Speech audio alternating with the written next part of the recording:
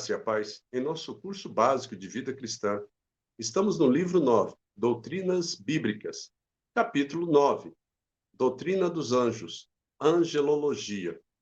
Mas no tópico 1, a natureza dos anjos, foi tratado os seguintes assuntos. Quais são os três elementos da natureza dos anjos? Quais as funções que evidenciam os anjos como agentes de Deus? E hoje, no tópico 2, origem, rebeldia e queda de Lúcifer. Observe, quando tratamos do mundo dos anjos, estamos lidando com o mundo invisível dos espíritos, que se constitui num verdadeiro desafio à mente e à força humana. Mas observe, a palavra de Deus, a Bíblia, parece sugerir que a mais exaltada posição do reino dos espíritos era ocupado, no princípio, por Lúcifer. Lúcifer é descrito como o sinete da perfeição, o que no original hebraico significa um padrão de perfeição. Observe, amados, também ele é descrito como cheio de sabedoria e formosura, o mais belo e sábio de toda a criação de Deus. Então, foram-lhe dadas todas as joias fabulosas, indicando também sua categoria exaltada. Ele esteve no Éden, jardim de Deus, no Monte Santo de Deus. Amém? Ele andava no brilho das pedras, o que é um símbolo a miúde usado para indicar a presença santa de Deus, né? O que seria também o éder mineral de Lúcifer, ok? A maior catástrofe da história da criação universal foi, sem dúvida, a desobediência a Deus por parte de Lúcifer e consequente queda de um terço dos anjos que se juntaram a ele em sua maldade ou rebeldia. Tá? Como nós já havíamos falado, Lúcifer, o filho da alva, foi criado como todos os demais anjos para glorificar a Deus. Mas, entretanto, ao invés de ser fiel a Deus e honrá-lo para sempre, Lúcifer desejou reinar sobre o céu e a criação no lugar de Deus. Como diz lá em Isaías, no capítulo 14, do versículo 12 ao 17. A queda e a deposição de Lúcifer foram procedidas de 5 eis, que demonstravam o seu espírito insubmisso e exaltado. Foram eles. Observe. Primeiro, eu subirei ao céu. Segundo, acima das estrelas de Deus, exaltarei o meu trono. Terceiro, no monte da congregação me assentarei. Quarto, subirei acima das mais altas nuvens. E quinto, serei semelhante ao Altíssimo. Então, sua decisão de sobrepor-se a Deus mostra a arrogância que dominava o mais profundo do seu ser.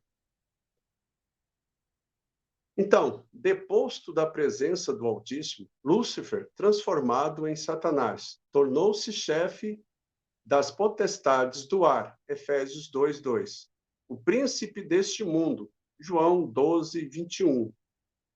Amém? Então, observe, o testemunho da Bíblia é que Deus, Satanás, os anjos bons e maus e os demônios existem. Todos não só possuem personalidade, eles são personalidades também. Mas você pode questionar, o que se entende por personalidade? Mas observe, é a forma de vida caracterizada por uma existência autoconsciente, que possui intelecto, emoções e vontade. Deus deseja que os homens reconheçam os fatos relativos a Satanás, pelo que muito tem revelado sobre ele nas Escrituras. 2 Coríntios, no capítulo 2, verso 11, diz que Satanás não alcance vantagem sobre nós, pois não lhe ignoramos os desígnios. Né? A vida do homem é uma batalha, e nós já percebemos isso, do berço à sepultura. O crente tem paz com Deus mediante a fé em Jesus Cristo, rendendo-se ao Espírito de Deus que nele habita. Amém? Em Efésios, no capítulo 6, versículo 12, acrescenta: porque a nossa luta não é contra sangue e a carne, e sim contra os principados e potestades, contra os dominadores deste mundo tenebroso, contra as forças espirituais do mal nas regiões celestiais. Observe, ao ser destronado dos céus, como vingança contra Deus, Satanás tentou Adão e Eva no Éden e os conduziu à queda. Tendo sido vencido por Cristo no monte da tentação e no Calvário. Então, desde então, tem procurado vingar-se da igreja de Jesus Cristo na terra. Observe, segundo o doutor C.M. Ken, no seu livro A Doutrina de Satanás, os crentes em Jesus devem sempre ter em mente o seguinte: primeiro, Satanás tem acesso à presença de Deus, apresentando-se como acusador dos filhos de Deus. Segundo, algumas vezes, Deus permite que Satanás aflige os seus filhos. Terceiro, Satanás se deleita em fazer os homens amaldiçoarem a Deus, a duvidarem do seu amor e da sua benevolência. Quarto, Satanás é restringido por Deus em suas atividades. Quinto, Satanás algumas vezes pode controlar os elementos da natureza para causar destruição entre o povo de Deus. Sexto, algumas vezes, Satanás pode promover o banditismo, o furto e até mesmo o homicídio, para levar os homens a duvidarem do amor de Deus. Sétimo, Satanás é capaz de mentir até perante Deus. Oitavo, Satanás aflige os corpos dos homens para conseguir suas finalidades. Nono, Satanás destrói a harmonia doméstica e arruína a reputação de um homem para conseguir os seus propósitos. Décimo e último, Satanás não para em seus esforços para fazer os homens se desviarem de Deus. Observe, amados. Assim, é necessário que cada crente esteja preparado e armado para alcançar triunfo nessa luta. Vamos observar, veja o que a Bíblia nos oferece como armas nessa luta. A. Submetei-vos a Deus. Lá em Tiago, no capítulo 4, verso 7. B. Sede sóbrios e vigilantes. 1 Pedro, capítulo 5, verso 8. C. Resiste ao diabo. 1 Pedro, capítulo 5, verso 9. Letra D. Exercei coragem. Efésios, capítulo 6, verso 10. E. Esperai no auxílio divino. Efésios 6, 10. F. Revestir-vos de toda a armadura de Deus. Efésios, no capítulo 6, versículos 11 e 13. G. Cingir-vos com a verdade. Efésios 6, 14. H. Vestir-vos da couraça da justiça. Efésios 6, 14. I. Calçai os pés com a preparação do evangelho da paz. Efésios, capítulo 6, versículo 15. J. Embraçai o escudo da fé. Efésios, capítulo 6, verso 16. K. Tomai o capacete da salvação. Efésios, capítulo 6, verso 17. L. Empunhai a espada do Espírito. Efésios, capítulo 6, verso 17. M. Orai em todo o tempo no Espírito. Efésios 6, 18. Amados, observe. Nessa parte agora nós vamos ver a queda de Satanás. Tá? Para isso, é interessante nós entendermos o que é a tribulação, ou a grande tribulação.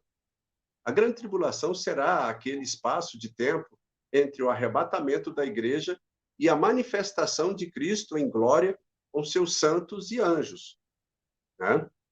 Então, durante esse tempo, enquanto a igreja estiver perante o tribunal de Cristo e participando das bodas do Cordeiro, lá no céu, Satanás se tornará o soberano sobre a terra, por intermédio de quem? Por intermédio do anticristo e do falso profeta.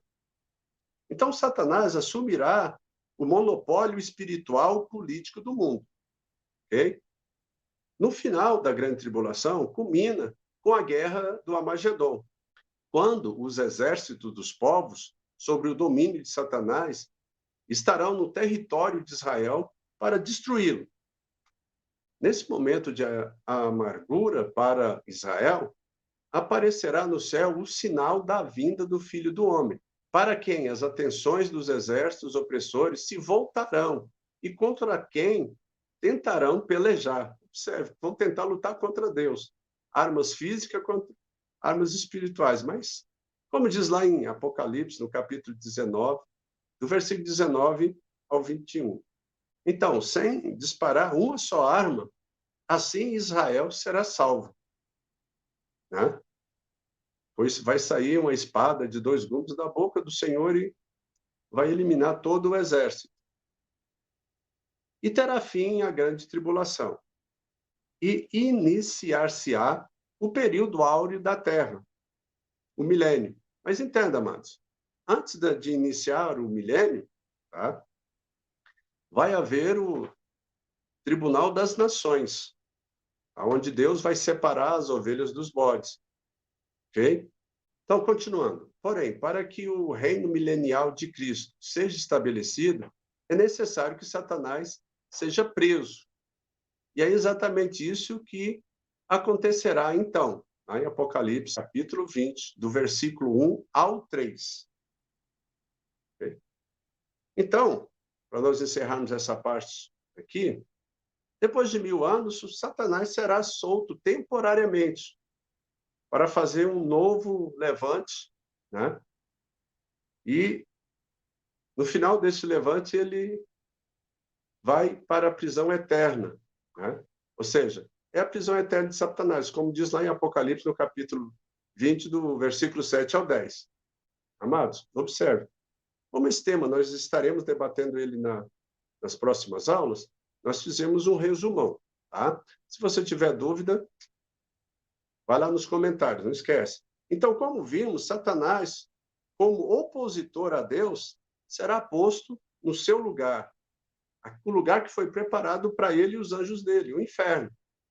Quando então será estabelecido aqui na terra novos céus e nova terra, como diz lá em Apocalipse, no capítulo 21, versículo 1, onde os salvos habitarão por toda a eternidade. Amém?